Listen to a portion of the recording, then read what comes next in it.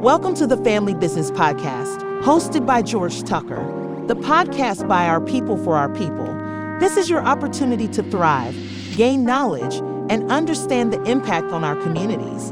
It's time to engage in dialogues about solutions and remedies for us. Every week, we talk about topics from political and civic issues to legal matters to youth empowerment as we awake our social consciousness. Lean into the conversation because we believe in our significance. So without further ado, get ready for the Family Business Podcast with your host, George Tucker, the podcast where your voice matters.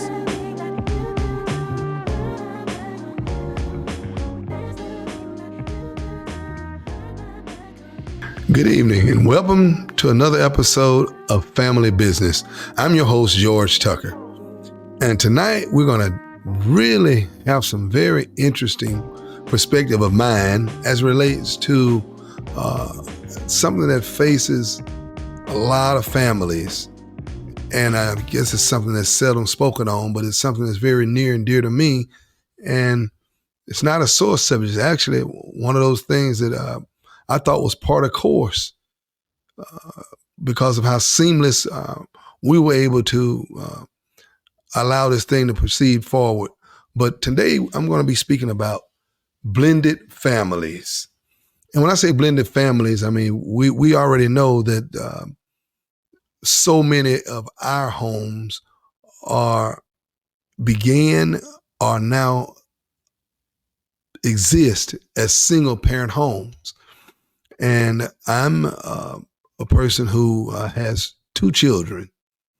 And of course, neither of my children's parents was my wife. So that leaves both of us to have subsequent relationships. And one is married, one is living with a long-term, in a long-term relationship with another man. And there in of itself, you have to have to be made aware that, hey, those parents, the new partners have children. In one of my kids' lives, the other children they are products of the marriage, which means my daughter was both my first child and her mother's first child. So the other two children that she has are for her husband. And in the other household, my son is the second of his mother's children, and the first one was from a marriage, and but she's with a gentleman who has children from his prior marriage, our relationship.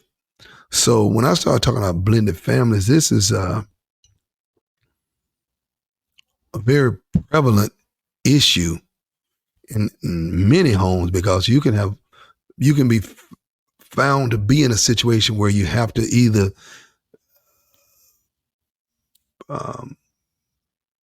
work toward having a blended family or just have two separate families that somehow just exist, hopefully peacefully, hopefully harmoniously.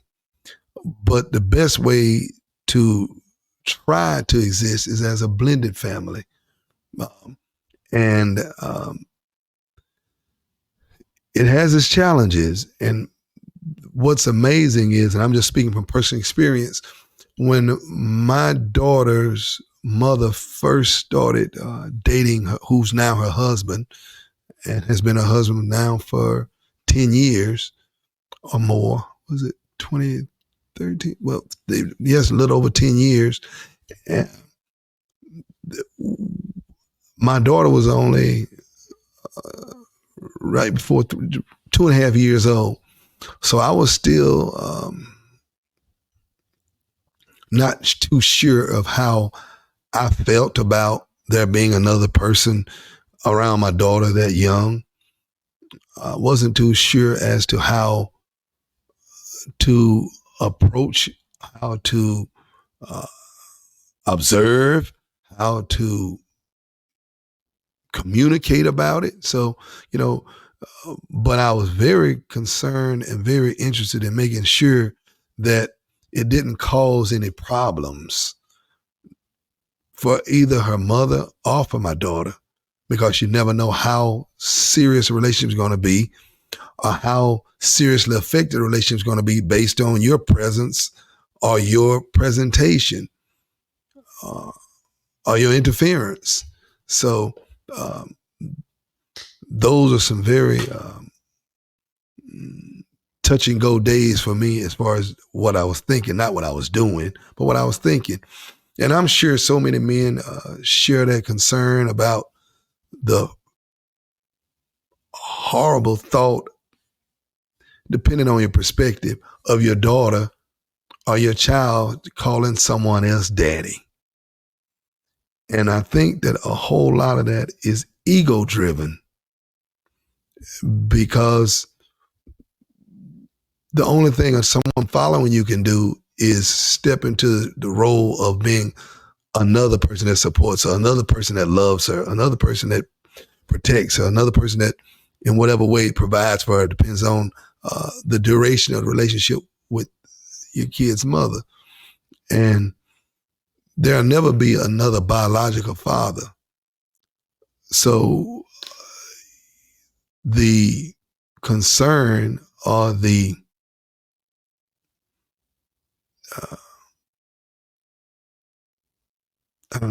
self-inflicted turmoil is really unfounded. I think that it requires that you have a real open and honest relationship with both the parent and the new person, because I think that a lot of these blended families could work if there is some transparency and a lack of machismo, because I think a lot of them don't work because of things that either or both men are doing. Whether it's the former man wanting to give the impression of or actually having the access to the mother. I think that sometimes the father of the kids is more interested in creating uncertainty, insecurity in the new boyfriend than he is in creating safety and confidence and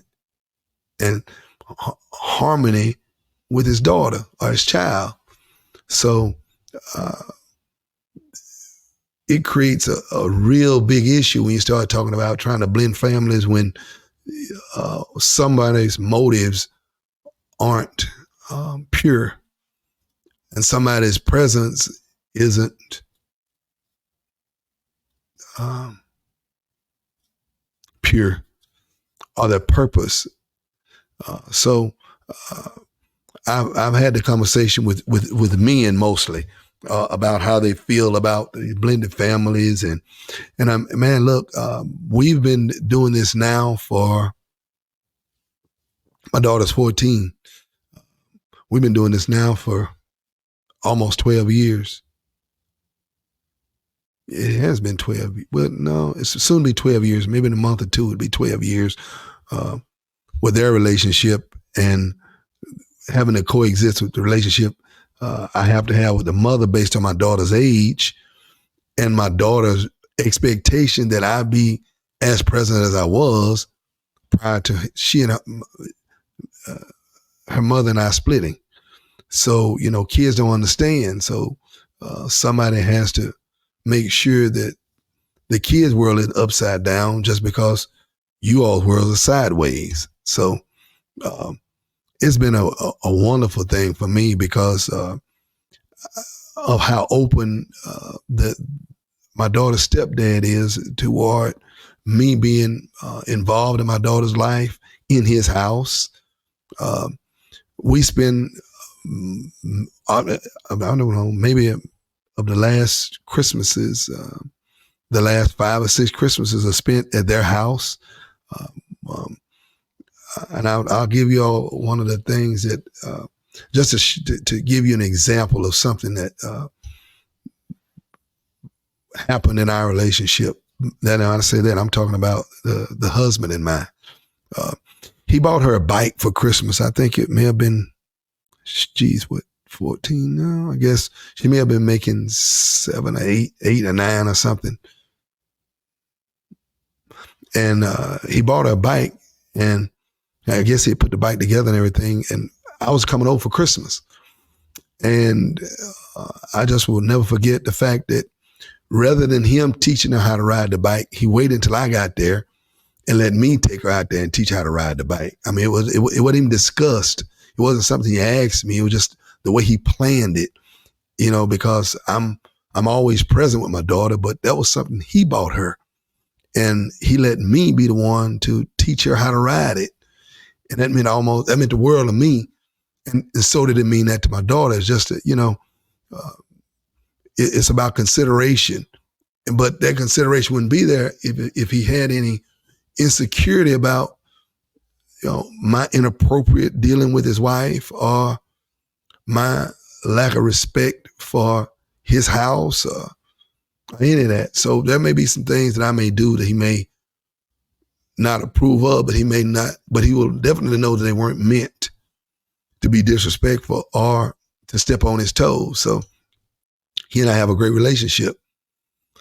And that has allowed my daughter to be able to feel like not only does she have the love of her biological father, not only does she have the love of her stepdad who is in her daily rearing, the love of her grandfather. I mean, she knows that there's nothing like her knowing that she has this many people that actually feel free to express how they feel about her, and she can feel free to express how she feels about them.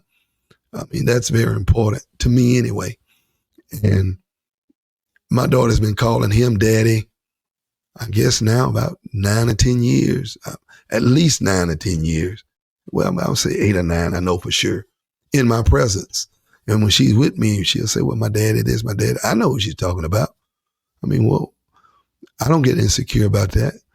As a matter of fact, I feel good that she feels that it's okay, that he treats her in such a way that she's comfortable acknowledging him as daddy. Because in her world, unless people know me, they would think that she's just as much his daughter as his other 2 kids. And I'll share something else with you all that really made me understand how closely we co-parent my kid and their kids. Is that their oldest son, I mean, I've been around his whole life. I've been around both of us whole life. But the oldest son has had questions. And, one of the things that we as parents, and now I just want us to think about this blended family thing for more than just the kid that you share with them. What about their kids and how you make their kids feel in that you're sharing with their sibling? The question becomes, in that their dad is sharing with your daughter, what responsibility do you have to now share with her siblings and treat her siblings with enough regard and enough love that they feel comfortable viewing you as a second dad? Most people never take that into consideration. But I was actually asked that question. And we laugh about it, all of us, me, her mother, and her stepdad, laugh about her oldest brother just came up and asked me, why are you not my daddy? And I didn't understand what he was talking about. He's like, well, the understanding I got was G was my daughter. We call her G. G has 2 daddies. What's up? Why doesn't he have 2? So it's time for me to start understanding that I'm his second daddy. And that was just funny to me. And but it made me realize that, man, this is be a beautiful thing, these blended families. And so, because I used to know why he would get so upset when I would take G and they would tell him, hey, she's going with her daddy. And he's looking like, yeah, I understand she's going with her daddy, but what about when she goes with my daddy?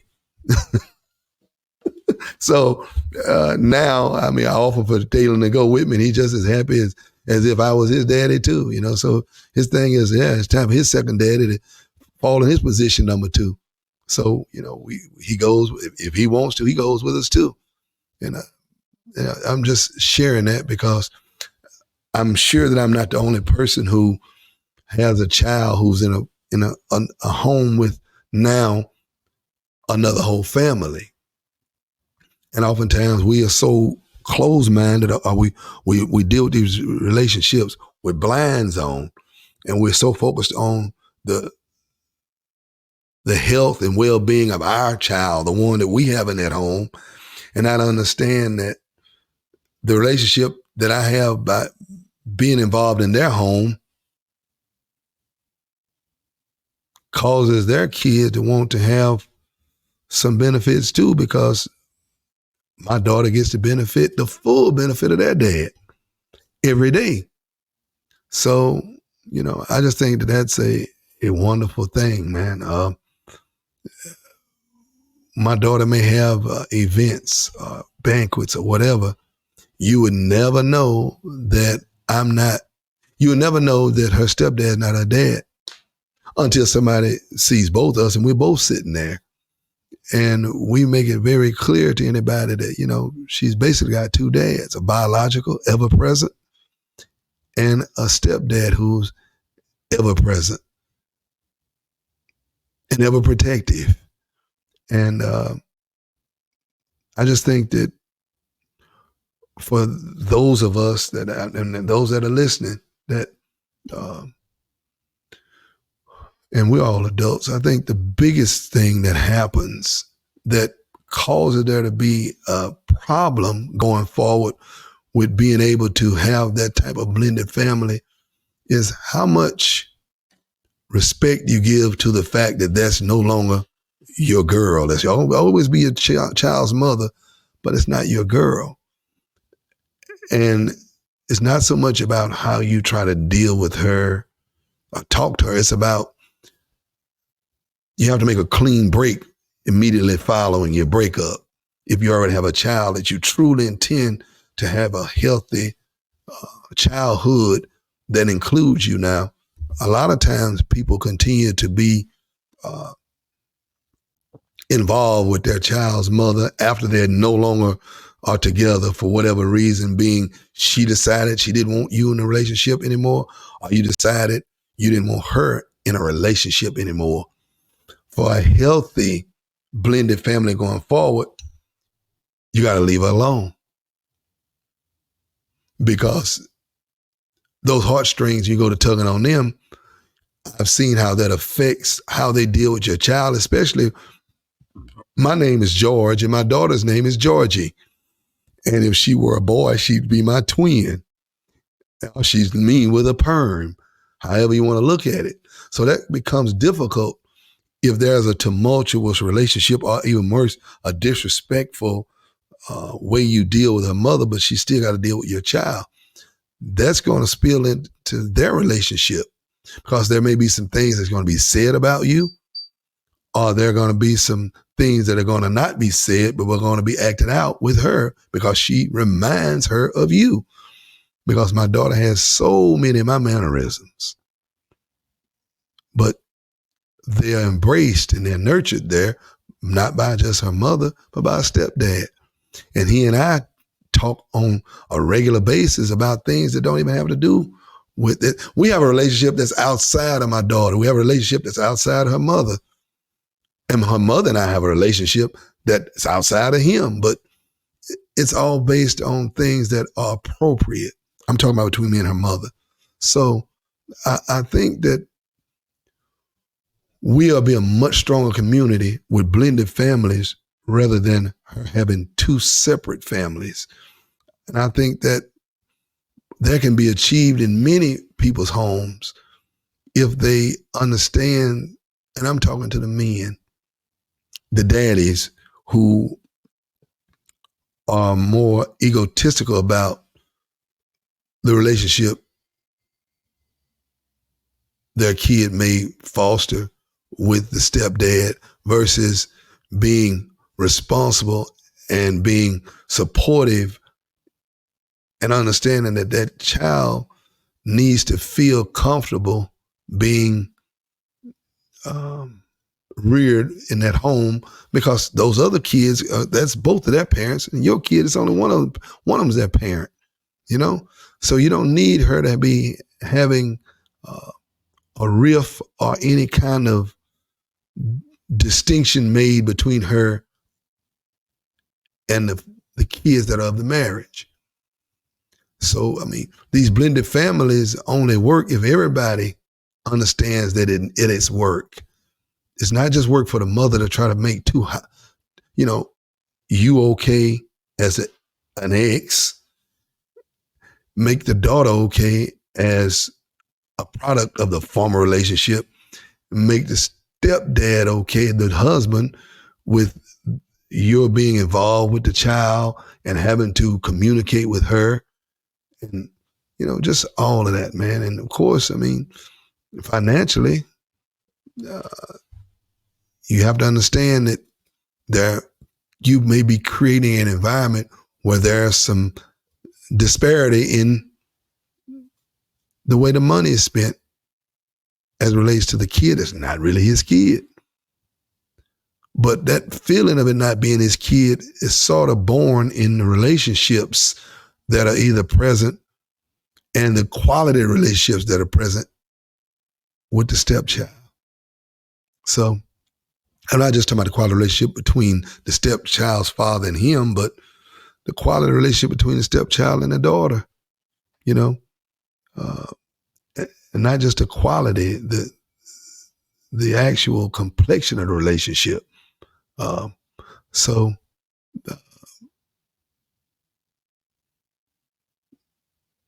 I just look at the fact that it's easier and it's far less stressful to actually try to do it together as two households. Even when we have issues, if my daughter has an issue, I make sure I speak with Delwyn, who's her stepdad, for he and I to be on the same page, because we may never be on the same page with her mom because she's a lady. And there are things that I know that I don't approve of, but I can't just go and, start doling out discipline in his house, because she's only with me short periods of time. And the older my daughter gets, the more sports she's involved, more activities she's involved. So a lot of her socializing and development and reassurance and discipline is going to happen over there. But he and I will confer, and at length. We'll have several conversations about things, about how we're going to agree on certain things and how we feel about things and how we need to have a united front before we approach our mom, because dads and moms are going to see things totally different when we start talking about teenage girls. My daughter's 14. So I don't want to be in far left field and find out that he and I don't even have the same, because I can't enforce anything from Hammond while my daughter's in Zachary. So, but if Delwyn's my eyes and he lets me know the things that he doesn't allow over there, and if I see her trying to do it over here, I ask her, well, what does Delwyn think of that? What kind of agreement you all came to? So those are the kinds of things that I think are very important in dealing with kids that have the reality of us blended. Well, in most cases, two families, or a split family, or a chaotic family, families don't even communicate with each other because for whatever reason, they had to get so bad that they don't communicate at all because they can't without having real turmoil. So I think that for us, our village at this point depends on a much larger segment of us finding the value in real blended families, as in the moms and the new girlfriends and the new wives and the new kids. It's going to have to be, all of this has to be done from a place of love. And in an attempt, in a true pursuit of peace and safety for the kids. And it doesn't really matter, because what happens sometimes is you'll start getting so attached to making sure you appear to be a certain way, or making sure that you don't appear to be a certain way. Either one, make sure that it's not rooted in ego. And for the women, I guess, make sure it's not rooted in something vindictive, because men become egotistical and women become vindictive. Neither is productive, and both are destructive. So, and the ego, I'm talking about when it starts with the kids. See, a lot of times with men, our ego is in losing the lover. I mean, but when you got kids involved, it's not a lover. That's your child's mother. And for women, it has oftentimes to do with not just the lover, the provider. They're more oftentimes arguing about where is he spending his money and how much is going here and why not here, and you didn't do this for me and all that kind of stuff. But once again, we can't let vendettas and machismo cause us to miss out on something that I think is beautiful. Because, I mean, my mom, when I say blended family, I'm talking really blended. I mean, not only is the husband and I close, the husband is somebody who, if there's something that need to be done with my mom, because my mom lives in that city, I'll call my ex, who is his wife, and let her know what my mom needs. She may call him and he go take care of it. And at some point it became where my mom was a retired teacher. She tutors his brother's kids and she tutors their kids. And, it's just, and my son, he's going to train my son. I mean, it's just, you have a whole lot of resources that you all work a whole lot better together than you do working against each other. And I'm talking now to the parents, because the step is oftentimes just taking a position that he's heard or felt is one that's being taken by his spouse, who's the other parent. So, I mean, I consider them two of the people I'm closest to on this earth, literally. They're definitely two of the top 10 people in my world, adults. I consider them that close, that much of a family to me. So I consider their brothers, his brothers, like family. My mom is like family to him. His mom is like family to me, because my daughter. So I'm a huge proponent of this thing called the blended family. It's made me better. It makes things easier for me, because he's like a brother to me, really, like having another little brother, her husband. So I don't know how many people experience that. I don't know how many people allow themselves to open up to that, because they're so closed about what could happen or what they're not going to let happen, rather than being open to what they can make happen. So I think that that's something that we should think about as a community, because I'm a proponent of it, man. I mean, anything that he has going on, he invites me, I go. And things I have going on, they're there. So I'm excited about what this is going to continue to be, especially now that I found out I've got 2 stepsons by way of being the second dad, because they're not going to have it any other way. So why don't y'all take a chance and at least, give that a try. The blended family, the real blended family, not people that come together on occasions when the only reason they're there is for that child, and they can't wait to leave, and people can tell that they are not on the same page. I mean, just do everything together. That's what we do. as much as we can. And if I can't, he'll stand in for me. So I wouldn't have it any other way. Matter of fact, I think it's a blessing. I think he's a blessing. So don't block your own blessings, dads and moms. Don't get in your own way. Like they say, don't cut off your nose to spite your face. Good night. Thanks for tuning into the Family Business Podcast with host George Tucker, the podcast by our people for our people. Join us every week for your opportunity to thrive, gain knowledge, and awake your social consciousness. It's our goal to bring solutions and remedies for us. Every week, we talk about topics from political and civic issues to legal matters to youth empowerment as we find ways to galvanize our communities. So until next time, understand your voice matters and it deserves to be heard. God bless. From the Family Business Podcast and host, George Tucker.